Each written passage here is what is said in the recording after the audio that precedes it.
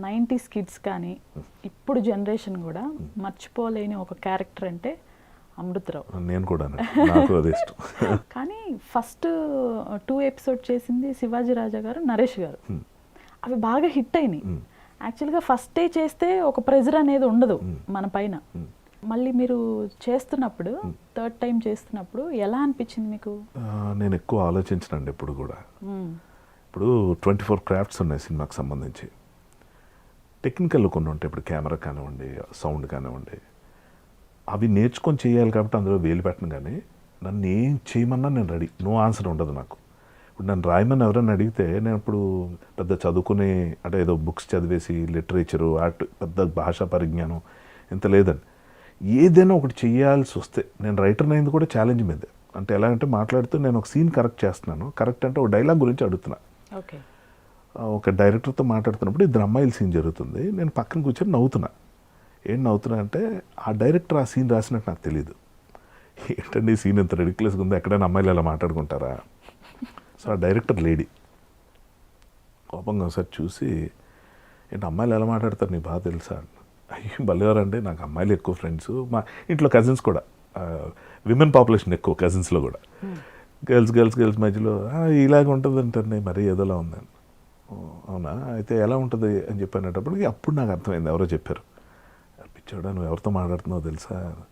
ఒకసారి షాక్ అయ్యి, లేదండి sorry, I didn't mean to hurt you, నేను ఊరికే అనేసాను, మీరు రైటర్ అని తెలియదు. అంటే నేను రైటర్ అయితే ఇంకో రకంగా మాట్లాడతావా? అది what is the thing you are missing in this scene and it can be more natural అండి ఇది ఏదన్నా. అవునా ఎలాగా అంటే ఐ టుక్ ఇట్ లిటరల్లీ, పక్కన కూర్చొని రాసేసాను. She was shocked.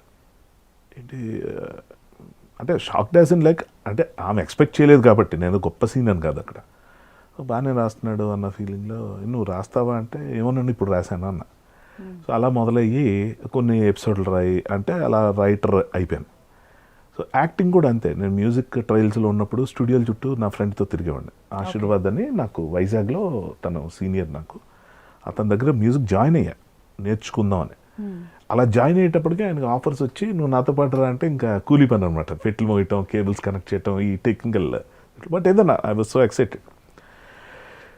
అయితే స్టూడియోకి వెళ్తున్నప్పుడు తన స్ట్రగుల్స్ అవన్నీ ఓ పక్క నుంచి చూస్తుండేవాడిని. మిగిలిన అక్కడ స్టూడియోకి వచ్చిన డైరెక్టర్స్, రైటర్స్ ఏదో పనుల మీద వచ్చేవాళ్ళు అందరూ నన్ను చూసి మీరు ఆర్టిస్టా అని అడిగారు. కాదండి నేను మ్యూజిక్. ఓకే యాక్ట్ చేయొచ్చు కదా మీరు అని ఏదో పొగిడేవారు. ఆ పౌడర్లు చెప్పకూడదు అని వినడానికి బాగుండేది. సరే అని ఇదేదో. అయితే నా ఫ్రెండ్కి అక్కడ సరిగ్గా వర్కౌట్ అవ్వలేదండి మ్యూజిక్ సైడ్. సో తను వెనక్కి వెళ్ళిపోవాల్సి వచ్చింది. నాకేమో వెళ్ళాలంటే ఇంట్రెస్ట్ లేదు. నాకు మళ్ళీ సెపరేట్గా ఇంట్లో పంపించడం అనేది ఉండదండి. తన పేరు చెప్పుకొని ఏదో తోకలా వచ్చేసా, ఉంటే తనతో ఉండాలి లేదా తనతో వెళ్ళిపోవాలి. సో నాకు ఇక్కడ సర్వైవల్ ప్రాబ్లం వచ్చేసింది. మ్యూజిక్ సైడ్ ఇంకా తనే సెటిల్ అవ్వలేదు, ఇంకా ఏమి రాని నేను, నాకు తిరిగి ఏమి తెలియదండి.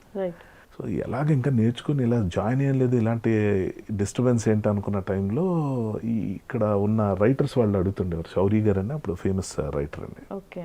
అతను ఎప్పుడు మెచ్చుకుండేవారు, నీ వాయిస్ బాగుంటాయి, కళ్ళు బాగుంటాయి, ఎక్స్ప్రెసివ్ మాట్లాడుతుంటే చూడాలనిపిస్తుంది. ఎలా అంటే అది బాగుండేది వినడానికి. నాకు చాలా ఇన్ఫీరియారిటీ కాంప్లెక్స్ ఉండేది.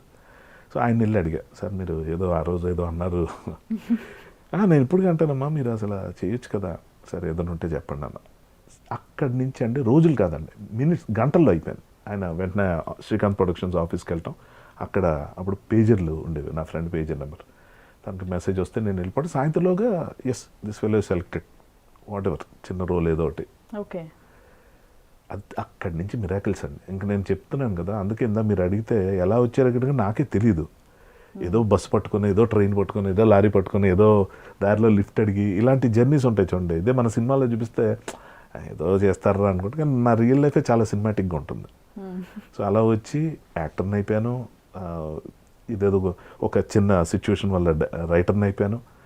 ఆ రైటింగ్ సైడ్ ఏంటంటే మనం అనుకున్నది ఒకటి, అక్కడ చేస్తుంది ఒకటి వస్తుందండి. అంటే it is not what you say is important, it is how you say is important. అక్కడే మనకి ఎక్సలెన్స్ తెలుస్తుంటుంది. అందరూ ఒకే డైలాగు చెప్పేటప్పుడు, ఎవరి స్టైల్లో వాళ్ళు చెప్పేటప్పుడు అది ఎఫెక్ట్ అన్నది ఎలా చెప్పామో దాన్ని బట్టి వస్తుంది తప్ప ఏం చెప్పాం అన్నది 20%. సో అది కొడుతుంది నాకు. నేను రాసే మాడ్యులేషన్ ఒకటి ఉంటుంది, అక్కడ ఇంకోటి వస్తుందని చొరవ తీసుకొని నేను వెళ్ళి చెప్పడానికి డైరెక్టర్ హోదా ఉండాలని తెలిసింది. డైరెక్టర్ హర్ట్ అవుతున్నారు, సార్ డైరెక్షన్ చేసేద్దాం అని చెప్పి దిగాను. వర్కౌట్ అయింది. అలాగే అమృతంలో ఫస్ట్ నేను డైరెక్టర్ అయ్యానండి. సారీ, అమృతంలో నా పేరు పడింది ఫస్ట్, శాంతినివాసం ఫస్ట్ అండి. రైట్. సో అలాగే అందుకే చెప్తున్నాను కదా, పెద్ద గోల్స్ ఏం కాదండి. నేను అనుకున్న గోల్ రీచ్ అయిపోయానంటే నేను మ్యూజిషియన్ అవ్వాలి, మ్యూజిక్ డైరెక్టర్ కూడా కాదు. I wanted B A singer, ఏదో మ్యూజిక్ కీబోర్డ్ ప్లే చేయడం. నాకు చిన్నప్పటి నుంచి మ్యూజిక్ అంటే ఇష్టం. సో అందులో ఏదో ఒకటి అయిపోవాలి అని చెప్పి అనుకునే ఒక చిన్న ఆశ ఉండేదండి. ఓపీ నాయర్ గారి గురించి కానీ, పెద్ద పెద్ద ఇళయరాజా గారి గురించి కానీ వినేటప్పుడు ఏం వింటూ ఉంటామంటే, వాళ్ళు శాస్త్రీయ సంగీతం నేర్చుకోలేదు, వాళ్ళు వచ్చిన తర్వాత నేర్చుకున్నారు.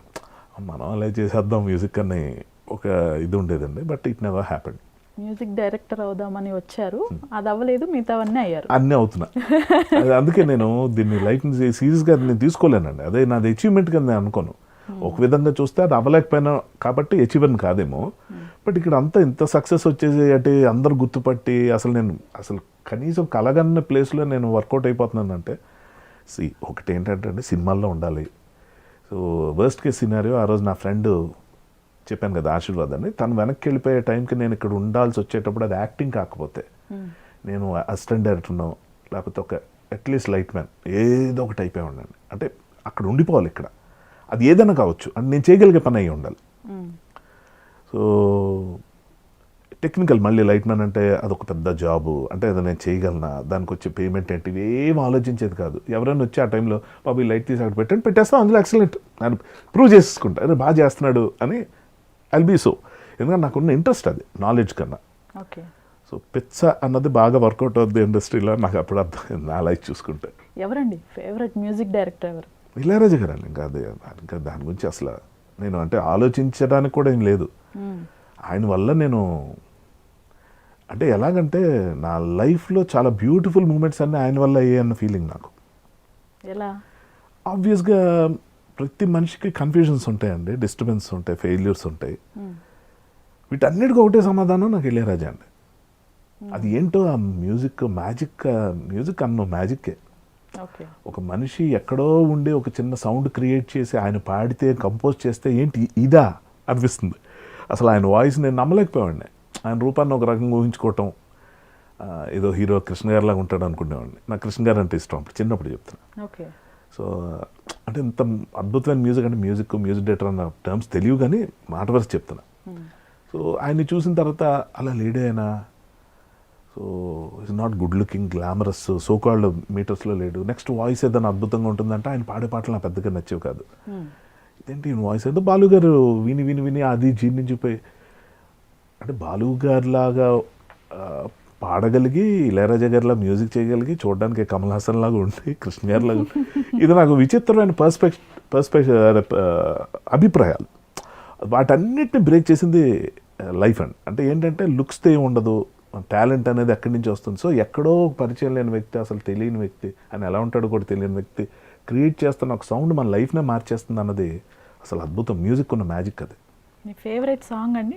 అలా ఒక్కటనే ఉండదండి, ఒక్కటనే ఉండదు. నాకు బేసిక్గా ఏంటంటే ఈ నిమిషం ఉన్న ఫీలింగ్ థాట్ నెక్స్ట్ మినిట్ ఉండదు. అది అందరికీ ఉంటుంది కానీ నేను కొంచెం గట్టిగా షిఫ్ట్ అయిపోతూ ఉంటా.